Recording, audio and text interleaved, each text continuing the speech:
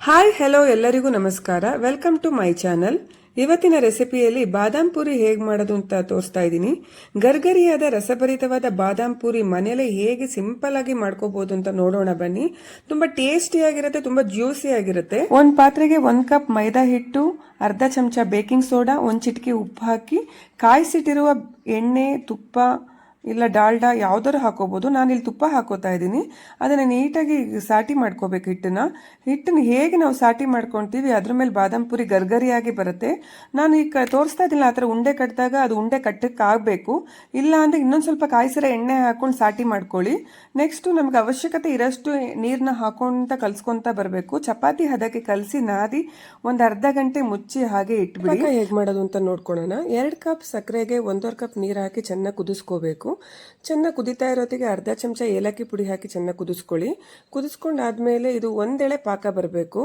ಇದು ತುಂಬಾ ತೆಳ್ಳಗೂ ಆಗಬಾರ್ದು, ತುಂಬಾ ಗಟ್ಟಿಗೂ ಆಗಬಾರ್ದು. ನಾನು ತೋರಿಸ್ತಾ ಇದ್ರಲ್ಲ, ಒಂದೆಳೆ ಪಾಕ ಬಂದ್ರೆ ಸಾಕು. ಗ್ಯಾಸ್ ಆಫ್ ಮಾಡ್ಬಿಡೋಣ. ನಾವು ಕಲ್ಸ್ಕೊಂಡಿರೋ ಹಿಟ್ಟನ್ನ ಇನ್ನೊಂದು ಸ್ವಲ್ಪ ನಾದ್ಕೊಂಡು ಉಂಡೆಗಳು ಒಂದೇ ಹದ ಬರೋಕ್ಕೋಸ್ಕರ ನಾನು ಚಾಕುಲಿ ಕಟ್ ಮಾಡಿ ತೆಗೆದಿಟ್ಕೋತಾ ಇದ್ದೀನಿ.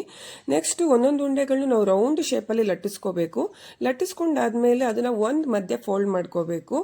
ಒಂದು ಅರ್ಧ ಫೋಲ್ಡ್ ಆದ್ಮೇಲೆ ಮತ್ತೆ ಅದನ್ನ ಅರ್ಧ ಪುನಃ ಫೋಲ್ಡ್ ಮಾಡ್ಕೋಬೇಕು. ಫೋಲ್ಡ್ ಮಾಡ್ಕೊಂಡು ಅವೆರಡನ್ನು ಪ್ರೆಸ್ ಮಾಡಿ ಮತ್ತೆ ಲಟ್ಟಿಸ್ಕೋಬೇಕು. ಅದ್ರ ಮೇಲ್ಗಡೆ ಲೈಟಾಗಿ ಲಟ್ಟಿಸ್ಕೊಂಡ್ರೆ ಸಾಕು. ನಾನು ತೋರಿಸಿದ ಹಾಗೆ ಎಲ್ಲಾ ಹಿಟ್ಟುಗಳನ್ನು ಹೀಗೆ ಲಟ್ಟಿಸ್ಕೊಂಡು ಒಂದು ಸೈಡಲ್ಲಿ ಇಟ್ಕೊಂಡ್ಬಿಡೋಣ. ಬಾಣಲಿಯಲ್ಲಿ ಎಣ್ಣೆ ಕಾದ ನಂತರ ಒಂದೊಂದನ್ನೇ ಹಾಕೊಂಡು ನಾವು ಕರ್ದಿ ತೆಗೆದಿಟ್ಕೋಬೇಕು. ಕರಿಯುವಾಗ ಮಂದ ಉರಿಯಲ್ಲಿ ನಾವು ಅದನ್ನ ಕರಿಬೇಕು. ಅದು ಕ್ರಿಸ್ಪಿನೆಸ್ ಹಾಗೆ ಇರುತ್ತೆ ಮತ್ತು ಒಳಗಡೆನೂ ಚೆನ್ನಾಗಿ ಬೇಯುತ್ತೆ. ನೆಕ್ಸ್ಟ್ ನಾವು ಸಕ್ಕರೆ ಪಾಕಕ್ಕೆ ಹಾಕುವಾಗ ಸಕ್ಕರೆ ಪಾಕ ತುಂಬಾ ಬಿಸಿನೂ ಇರಬಾರ್ದು, ತುಂಬಾ ತಣ್ಣಗೂ ಇರಬಾರ್ದು, ಮೀಡಿಯಂ ಹದದಲ್ಲಿ ಇರಬೇಕು. ನಾವು ಕರ್ದಿಟ್ಟಿರುವ ಅಷ್ಟು ಬಾದಾಮ್ ಪುರಿನ ಅದಕ್ಕೆ ಹಾಕೊಂಡು ನಿಧಾನವಾಗಿ ನಾವು ಅದನ್ನ ಅಬ್ಸರ್ವ್ ಆಗಕ್ಕೆ ಬಿಡಬೇಕು. 1-2 ನಿಮಿಷದಲ್ಲಿ ಅದು ಅಬ್ಸರ್ವ್ ಆಗಿ ಎಲ್ಲ ಎಳ್ಕೊಳುತ್ತೆ. ಅದು ಸ್ವಲ್ಪ ಬೆಚ್ಚಗಿರೋದ್ರಿಂದ ಬೇಗ ಅಬ್ಸರ್ವ್ ಆಗುತ್ತೆ. ನೋಡಿ ಹೇಗಾಗಿದೆ ಅಂತ ಹೇಳಿ. ನಾವು ಮನೆಯಲ್ಲೇ ಈಸಿಯಾಗಿ ನಾವು ಬಾದಾಮ್ ಪುರಿನ ಮಾಡ್ಕೋಬಹುದು. ತುಂಬಾ ಕ್ರಿಸ್ಪಿ ಆಗಿರುತ್ತೆ, ಒಳಗಡೆ ಆ ಜ್ಯೂಸಿನೂ ಇರುತ್ತೆ, ಸಾಫ್ಟ್ನೆಸ್ಸು ಇರುತ್ತೆ. ಹಬ್ಬಕ್ಕೆ ಈ ಸ್ವೀಟ್ ಮಾಡಿ ನೋಡಿ ಹೇಗಿತ್ತು ಅಂತ ನನಗೆ ಕಮೆಂಟ್ ಮೂಲಕ ತಿಳಿಸೋದು ಮರಿಬೇಡಿ. Thank you so much. ಧನ್ಯವಾದಗಳು.